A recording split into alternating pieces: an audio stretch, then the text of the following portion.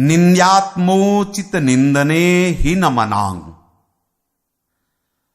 तुम्हारी यहां निंदा होगी, क्योंकि यही आपकी परीक्षा है। जब आप वृंदावन वास करेंगे तो वृंदावन वास का प्रभाव आपके ऊपर लागू होना शुरू होगा। स्वाभाविक दिव्यता आने लगेगी आप में, और जनसाधारण में अंतर होने लगेगा। यहां का प्रभाव है। रोज का रोज आपका पुण्य बढ़ रहा है, सुकृत बढ़ रहा है, वास कर रहे हो ना, आपकी दिव्यता वो आपको अनुभव में नहीं आएगी, बढ़ता जाएगा। जैसे इत्र की दुकान में रहने वाले को धीरे धीरे खुशबू लगना बंद हो जाती है, ऐसे ही धाम वास से जो हमारे अंदर प्रभाव आता है वो प्रभाव दिखना बंद हो जाता है।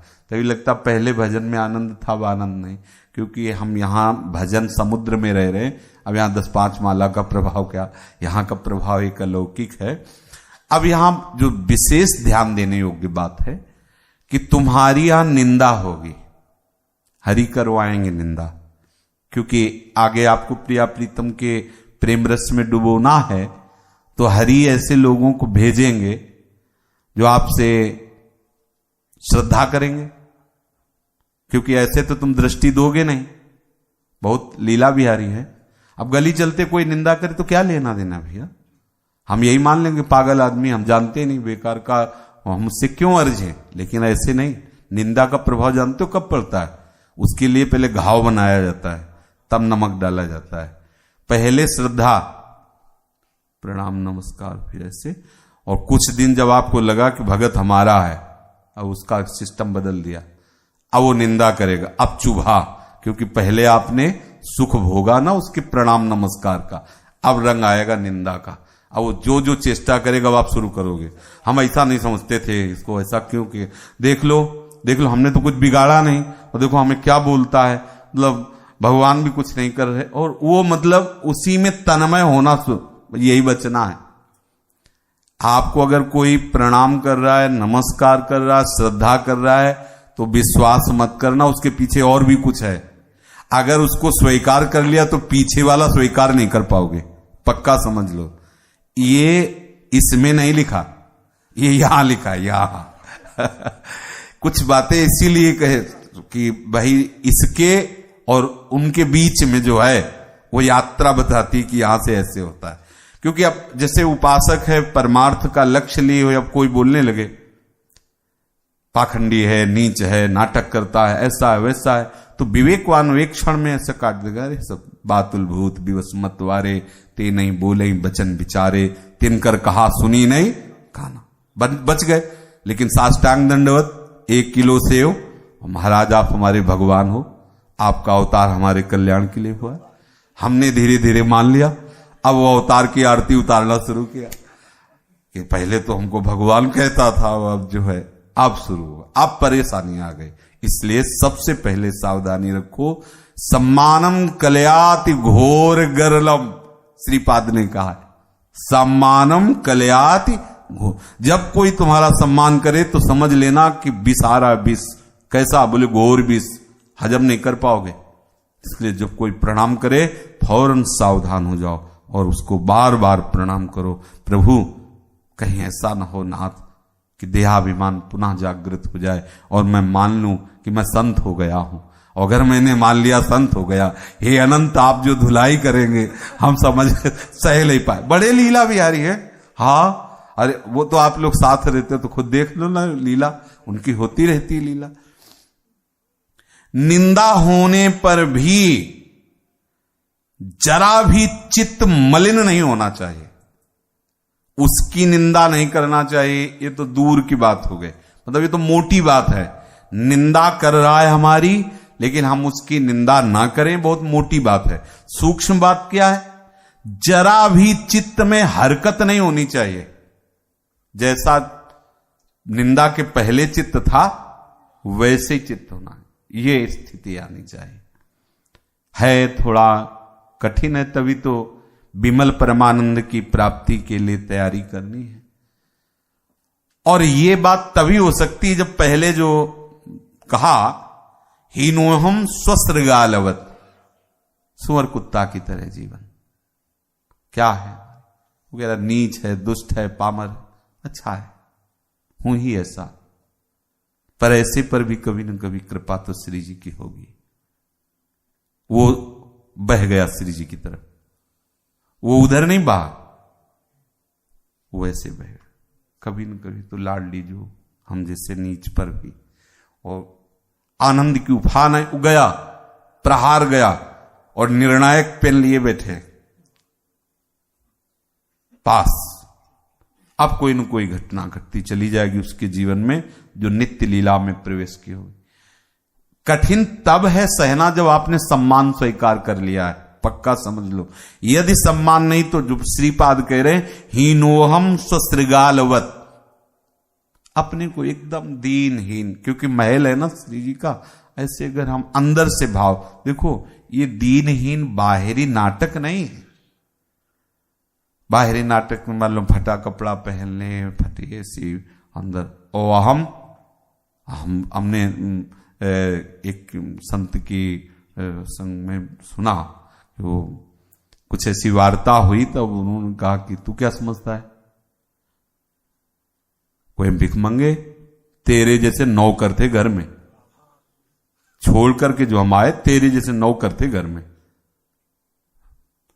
अब ये जो अंदर बैठी हुई बात है, होंगे जमींदार के घर से थे तो पक्का होंगे, उसमें कोई ये नहीं कि वो नाटक बोल रहे हो, सत्य बोल रहे होंगे, क्योंकि ऐसा बाद में देखा भी कि बड़ा ऐश्वर्य उनके पास।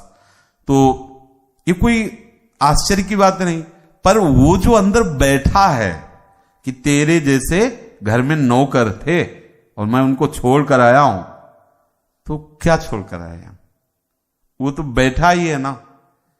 अब वो जब तक बैठा रहेगा तब तक ये कैसे आएगा, हीनोहम स्वश्रृगालवत, कैसे आएगा। जब कोई हमारे अहम में ठेस पहुंचाएगा तो वही स्वरूप जागृत हो। तू क्या समझता है, बस ये बात मिटनी चाहिए वृंदावन धाम में। जब तक रसिकों का अधीनता का भाव नहीं आता तब तक ये नहीं मिटता। इसलिए सेवक जी महाराज ने कहा, तिनकी संगति रहत जाति कुल मद सब नंसई, संतत सेवक सदा भजत जे श्री हरिवंशई। मन में भी तनिक भी मलिनता नहीं आनी चाहिए जब तुम्हारी कोई निंदा करे। निंदा तभी प्रभावित करेगी अगर आपके मन में बुरा लग रहा है किसी की निंदा, किसी के कठोर वचन, तो आपने गलती की, सम्मान को आपने भोगा है, पक्की बात है। मान को आपने चखा है, स्वाद लिया है। हमारे हजारों प्रणाम करने वाले हैं, इस बात को आपने गलती से स्वीकार कर लिया है। अब उस गलती को मिटाने के लिए चाहे जितनी गहराई से ऑपरेशन करना पड़े, हरि करेंगे जरूर ऑपरेशन, क्योंकि हरि बहुत प्यार करते हैं अपने जनों को, तो दास के मान का नाश कर देते हैं हरि। तो देखो कितना कठिन है। अरे कोई प्रणाम कर रहा है तो उसका भी सुख ले सकते हैं, खुश रहा बढ़िया भैया, थोड़ा खुश, थोड़ी तो बस। यहां बड़ी समस्या है, खा नहीं सकते, देख नहीं सकते, छू नहीं सकते, प्रणाम करवा नहीं सकते, बस कर सकते हो। अमाली ना माल दे, खुद दंडवत करो, कोई परेशानी करवाना मत, दंडवत करो, प्रणाम। दूसरों को पवाओ, आप रूखी सूखी पाओ। तभी तो कभी कभी सुना है साधु कि आखिरकार कुछ तो एकदम सब जगह से, क्योंकि ये सब मायाकृत है, इसलिए सच्चिदानंद रस की प्राप्ति के लिए ये जो कड़ुआ मीठा का भाव दिखा रहा है, इसको त्याग, इसे कोई महत्व जो देते हैं कहीं भी किसी भी तरह का, वो आगे नहीं बढ़ पाते हैं। इसीलिए भगवत कृपा से सत्संग रोज मिल रहा है, रोज हम उस ग्रंथि को सुलझाते चले जाए। चित्त भी जरा सा भी मलिन नहीं होना चाहिए। और अपराध्यात्मनो दंडे काकु परोव जानति परे। कोई तुम्हें पीट रहा है तो मानो ही मत कि वो अपराध कर रहा है, मेरा कोई अपराध है, वो पक्की बात है। महापुरुष जन जो कह रहे हैं, तुम्हारे शरीर को कोई दंड दे रहा है, मिलता है दंड, स्वाभाविक मिलता है, बिना कोई अपराध नहीं, बिना मतलब ऐसे लीलाएं प्रभु की होती है, बिना मतलब की होती है। अब उस समय तुम अगर बुद्धि लड़ाओ कि वैष्णव को पीटा तो इसको भगवान ने तो कहा है कि सीम की चाप सके को तासु बड़ रखवार रमापति जासु, ये सब महाभागवत भगवत स्वरूप है, ऐसा बोल। यहाँ तो पिट गए, सीम की चाप की को बात कहे, यहाँ तो आइडेक्स लगाने का मन हो रहा है, इतना पीड़ा हो रही है, ऐसी लीलाएं होती। कई कई दिन तक थप्पड़ बने रहे, डंडा बने रहे, ऐसा बड़े बड़े भक्तों के चरित्रों में पढ़ के देखो, और प्रगट में भी ऐसी लीलाएं होती है। कह रहे हैं अपराध ही उसका मत मानो, सामने जो कर रहा है कि ये अपराध कर रहा है हमें, ऐसा नहीं, हमारा कोई शरीर का अपराध था जिसको प्रभु ने मार्जन कर। संत ऐसे थोड़ी, सारा जगत जिनको नमस्कार करता है, जो लोगों को तारने की सामर्थ्य रखते हैं, ये सामर्थ्य की बात हो रही। संत ऐसे महात्मा कहा जाता है, तो सोचो महात्मा जो भगवान को अधीन कर ले, महात्मा। अनुब्रजाम में हम नित्यम पुयेत्तंग गुरेण भी, मैं उनके चरण रज पाने के लिए, इसीलिए बहुत बड़ी सामर्थ्य महात्मा में होती है। दंड देने पर भी मानना ही नहीं कि उसका अपराध हुआ है, और यह मानना है कि मेरे शरीर के द्वारा कोई ऐसा अपराध रहा होगा जिसे पवित्र करने के लिए भगवान ऐसी लीला कर रहे हैं। कोई तुम्हारी अवज्ञा करे, नाना प्रकार से तुम्हें प्रताड़ित करे, तिरस्कार करे, उसका कोई दोष न मान करके हमारे अंतःकरण के किसी दोष का मार्जन करने के लिए हरि ऐसा करे, निकल यहां से, चल यहां से। ये सब बहुत बुरा लगता है, क्योंकि मान देवता अंदर रहते हैं। जैसे वो कहते हैं हमें अहंकार थोड़ी है, तो निकलो यहां से। अब वो पता चल जाएगा जो अंदर बैठा है अहंकार ना आ जाए, मतलब इतना गिरा समझ लिया हमको, वही बोल रहा है अंदर जो बैठा है, इसकी पहचान होती है। जैसे हमें कोई अहंकार थोड़ी है, हमें कोई अभिमान थोड़ी है, पर वो बोल रहा है जो है बहुत सूक्ष्म।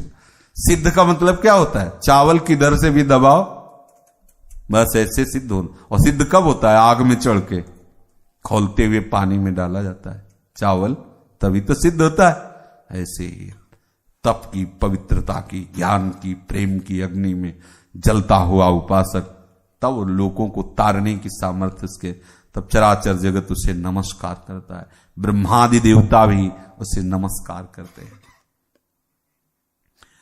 वो दुर्गवत रहे, दुर्ग माने किला, जैसे किले पर कितने भी प्रहार करो पर किला गिरने वाला नहीं होता, ऐसा बनाया ही जाता है। ऐसे तुम हरि के पार्षद हो, धामवासी हो, तुम किला हो, ढह मत जाना। नाना प्रकार के विघ्न, नाना प्रकार की। श्रीधर बाबा जी बताते थे जब सेवा मन की जाते थे कि एक हमारे संघ के महात्मा 3 बजे वृंदावन की परिक्रमा देते थे। सर्दी का समय था, कोहरा पड़ रहा था। ये तो दृश्य हमने भी देखे कि 8-10 कुत्ते मिलकर के जिंदा सुअर को नोच के खा जाते हैं। यमुना किनारे ऐसे दृश्य सर्दियों में ज्यादा, क्योंकि कोलाहल होता नहीं, शांत होता है, तो हो सकता है मतलब कि उनके अंदर ऐसी भूख लगती हो कि ऐसा चेष्टा। गर्मियों में तो कम देखने को मिलते हैं, सर्दियों में एकांत समय होता है ना, मान लो 3 बजे, अब वहां कुछ नहीं नजर आएगा, ना कोई नाव वाला ना कोई। तो उन महात्मा जी को 8-10 कुत्तों ने गिरा लिया और बहुत खाया, मतलब ऐसे सब वो लद करके फिर आए। वो ऐसे निष्ठावान थे कि उनको दवाई के लिए कहा गया। वृंदावन में ऐसी व्यवस्था, अब तो धीरे धीरे रामकृष्ण मिशन में भी व्यवस्थाएं बढ़ रही, नहीं बहुत ऐसे छोटी मोटी औषधि की बात अलग है, नहीं तो मथुरा जाना पड़ता है। और तो उन्होंने कहा हम वृंदावन का अखंड नियम लिए हुए हैं, अब हमें प्राण ही त्यागना है, वृंदावन से बाहर नहीं जाना है।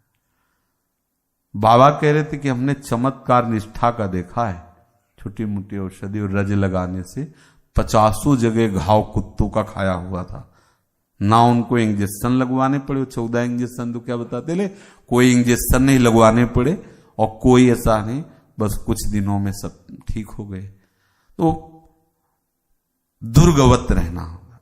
अब वहां प्रश्न करे कि वृद्ध महात्मा पूरा जीवन हो गया भजन करते, तो ये बंसी वाले कहां थे जब कुत्ते नोच रहे थे? तो उनके दिमाग में थे, कुत्तों के दिमाग में थे बंसी वाले, और हिसाब से कटवा रहे थे कि इतना इतना ही काटना है, बस इतना, क्योंकि इतने से इनका हिसाब पूरा हो जाएगा, उतना ही, इसके ज्यादा नहीं। बिल्कुल पक्का समझ लो। ऐसा कोई न समझे कि भक्तों के साथ घटना घटती है तो बिल्कुल निरंकुश वो घटना करने वाला कर नहीं, बिल्कुल। जैसे डॉक्टर नहीं होते, बेहोशी का इंजेक्शन देते तो बहुत शोध के, उतना ही परफेक्ट। ऑपरेशन करेंगे तो ऐसे थोड़ी कि ऐसे चाकू मार दी, वो बिल्कुल संभाल के। बिल्कुल भक्तों के साथ जो भी घटना घटती है वो ऑपरेशन थिएटर वाली बात होती है, बस समझ लेना, मनमानी नहीं होती। जितनी भी घटना घटेगी बहुत परफेक्ट, बिल्कुल सोच समझ के पहले से विधान की गई है। अनंत जन्मों का हिसाब मिटाने के लिए हरिजू ऐसी लीला करते हैं, हिलना नहीं बस ये। अब विचार करके देखो, रोज की चर्चा में कहीं है मनोरंजन? रोज एक न एक नस दबाई जाती है, ये नहीं करना, ऐसे सहना, बोलना भी नहीं, देखना भी नहीं, सूंघना भी नहीं, छूना भी नहीं। मर जाए? बोले हाँ। कैसे मर जाए? मरो रे जोगी मरो, है ऐसे मर दिखो जैसे गोरख मर जी, अमर हो जाओगे। ये नाशवान विषयों के आकर्षण से तुम प्रतिपल मर रहे हो। तुम हरि चरणों के आश्रित होकर महाभागवतों के पथ में चलो तो अमर हो जाओगे।